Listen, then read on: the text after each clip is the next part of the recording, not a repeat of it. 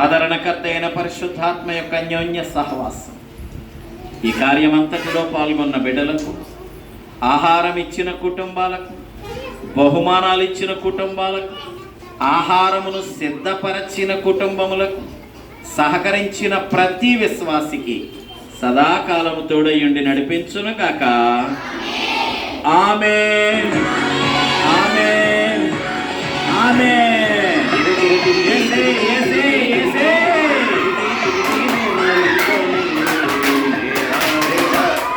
గలగల పారే